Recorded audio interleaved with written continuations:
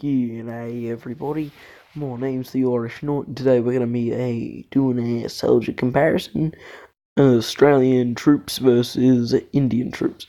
By the way, just because an army is bigger does not mean they will win, so let's get right into it. So first we got the basic output of an Australian soldier. We got the meat salt pack, the stire, basic equipment of a soldier. So yeah, Australian soldiers, there is over 8,000 active right now. 80,000 active right now at this very moment. There are over 200,000 in reserve.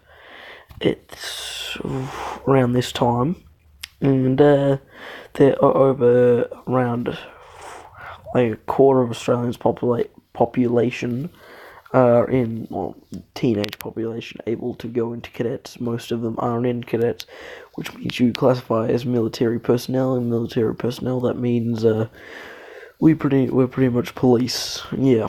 So okay. So the Australian soldiers, the basic output was we use explosives. We're not counting special forces in this, or we're counting as basic soldiers.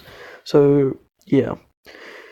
Australian soldiers, they have modified, thanks to their allies, they now have a decent arsenal of weapons, equipment, and, okay, the most classic weapon used by Australian commandos is the 50 cal automatic machine gun. Mounted, they have to mount it down, and then they can just gun down anything, plus they can carry around a few RPG plus 2 rockets. So yeah, and usually soldiers are deployed in platoons or squads in rank. So they usually have at least one sergeant, and it's a squad, one sergeant. Rest of them are either corporals or privates. Right here is a lieutenant, as you can tell by that little patch there. Yeah, so here is the Australian soldiers carrying an artillery cannons able to blow away pretty much anything. And yeah, the Australian soldiers go through 9 months of grueling training. Yeah, so they are proud soldiers. They will die for Australia if they have to. Now Australia, the Australian soldiers, we have modified weapons, like we're up to nearly high-tech equipment. We can carry bloody grenade launchers with our assault rifles. It's sick.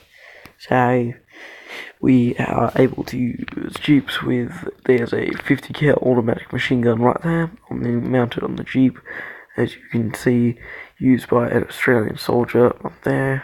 So they have a few soldiers there on around a 32 cal machine gun there, able to, yeah, pretty much the basics. So now to the Indian soldiers.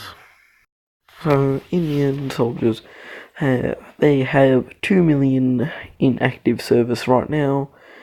They don't have many reserves. I think it's like around 2,000 reserves, since they need to be constant war. Yeah, here is what their basic equip is. Their basic equipment is either an AK-47 or an AK-74. As you can see back there, yes, can't really tell what those are since the blurriness. But sadly, because of most others, their weapons are actually, they're World War II, pretty much weapons from World War II. They don't have the up-to-date equipment of Australia, and yeah, most of them, they go through 3 weeks of training and they're basically trained in the basic arts of military training. And let's look at the winners. The winner is Australia. But I'm not being a biased cunt. I've been doing research all bloody today. Just because a force is greater doesn't mean they actually have more of a chance. Sadly, Indian soldiers, they don't have up-to-date equipment and tech as Australia, so I think they would win in combat. Australia is the winner.